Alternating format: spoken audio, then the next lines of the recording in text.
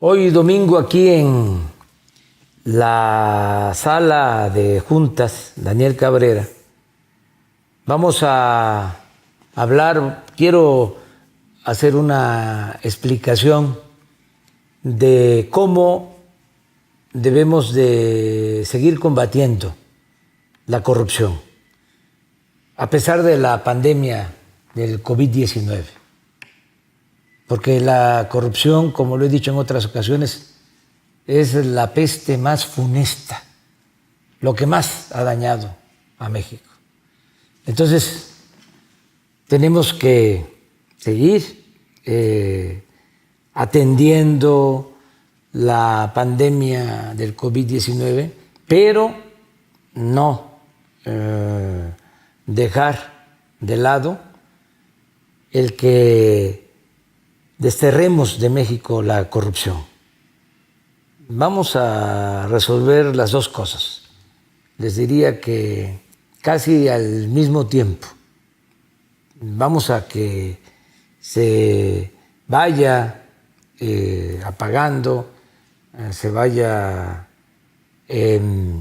bajando la pandemia del coronavirus que tanto daño nos está causando, tanto dolor, tanto sufrimiento para los que han perdido a familiares, y tenemos que seguir con las medidas que se están tomando, actuando con mucha responsabilidad para enfrentar esa pandemia. Y al mismo tiempo seguir combatiendo la corrupción, la peste de la corrupción. Hay quienes no han asimilado, no han internalizado el daño que causa la corrupción a México. Yo desde hace muchos años he sostenido que es el principal problema de nuestro país. Es lo que más ha dañado, es lo que ha dado al traste con todo. Es la causa principal de la desigualdad social, de la desigualdad económica. Por la corrupción hay pobreza, por la corrupción hay esta monstruosa desigualdad económica y social que estamos padeciendo. Por la corrupción se desató la inseguridad y la violencia. De modo que, sin dejar de atender la pandemia y otros problemas, tenemos que seguir en el combate a la corrupción, a los dos tipos de corrupción, a la corrupción del gobierno y de la asociación delictuosa que se hace con empresas, con los llamados hombres de negocios, la delincuencia de cuello blanco, y también la corrupción que se promueve para alentar a la delincuencia organizada. Delincuencia de cuello blanco y delincuencia organizada. En el caso de la delincuencia de cuello blanco hay dos asuntos relevantes en estos días. El caso del señor Lozoya, que fue director de Pemex, que está como testigo colaborador y va a informar de cómo se entregaron sobornos para comprar la planta de fertilizantes a Altos Hornos de México. Se le compró esta planta, el gobierno le compró esta planta. Decía yo hace unos días que cuando les conviene son privatizadores y también cuando les conviene son estatistas, o sea, cambian de chaqueta. La verdad que lo que son, podríamos decir, son unos reverendos corruptos. Entonces, compran esta planta que estaba convertida en chatarra, pagan más de $200 millones de sobreprecio. Esto se lleva a cabo en el gobierno anterior. Pero también este señor Lozoya tiene que ver con la entrega de contratos a Odebrecht. Esto se dio en el gobierno de Felipe Calderón. Les entregaron contratos también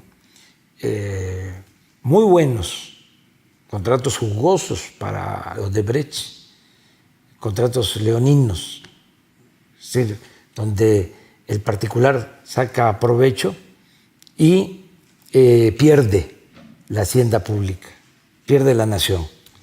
En este caso, se construyó una planta de etileno en Coatzacoalcos, les dieron el permiso, pero no solo eso, les vendieron gas de Pemex a 30% menos de su valor, y además, si Pemex no entrega el gas puntualmente, tiene que pagarles multas.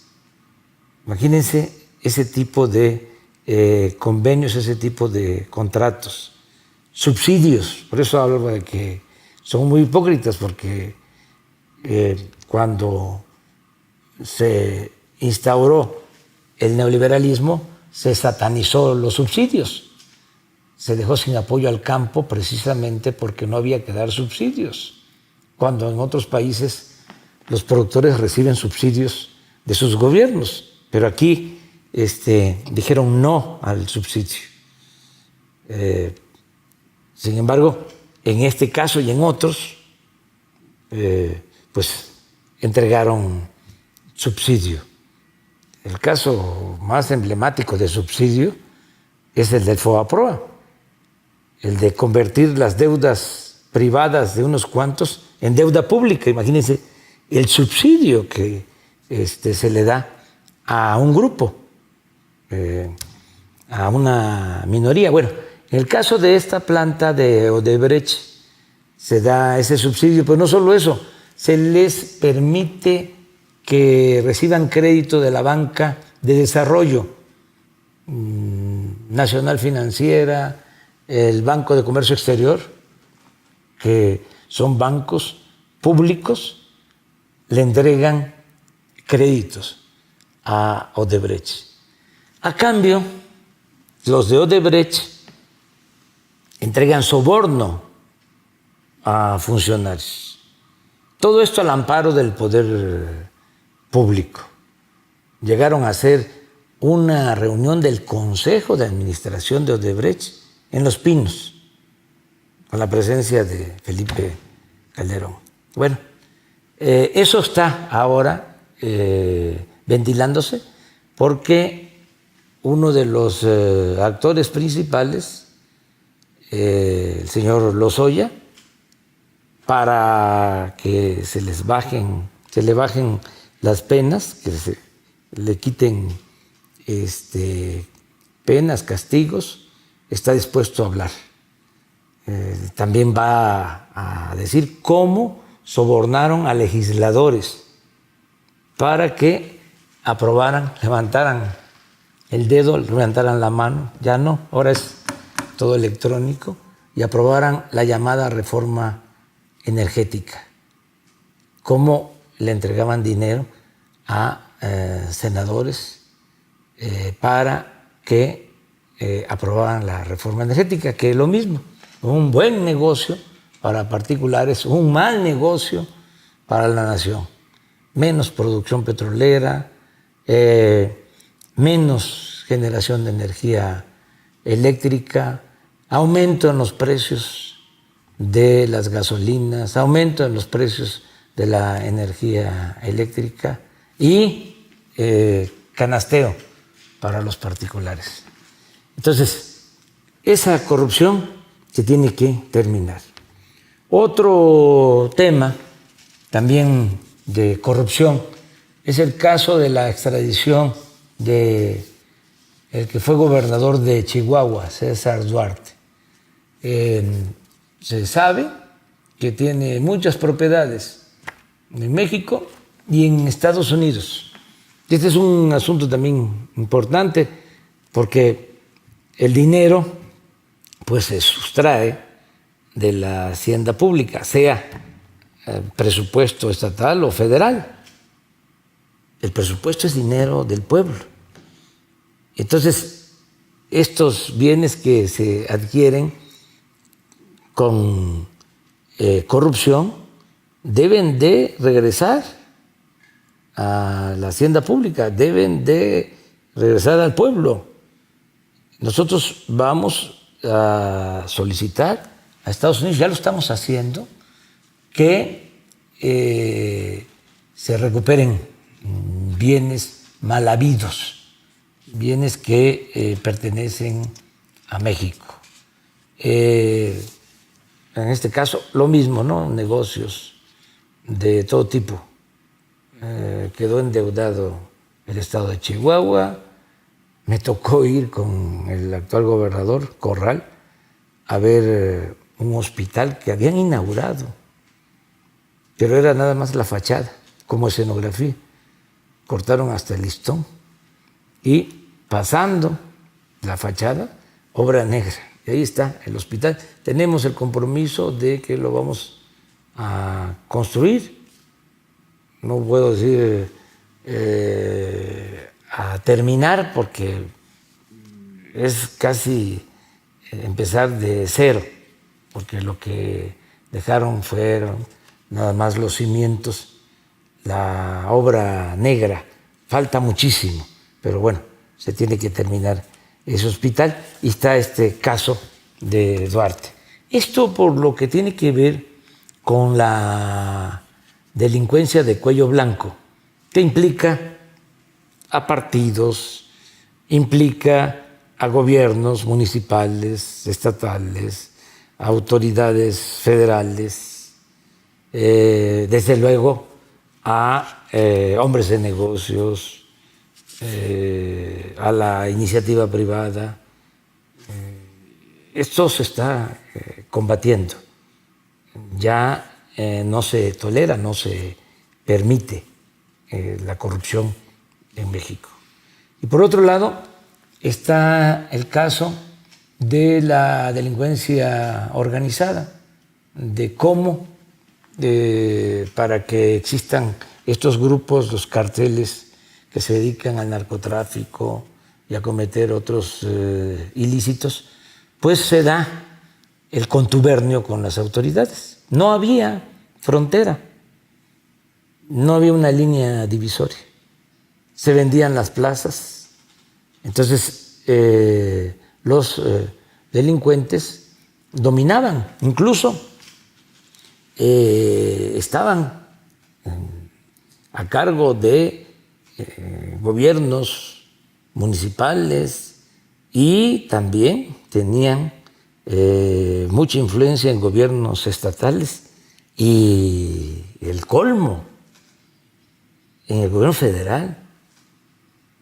García Luna, que está en Estados Unidos, en la cárcel, fue el secretario de Seguridad Pública de Felipe Calderón. Imagínense a qué grado se llegó.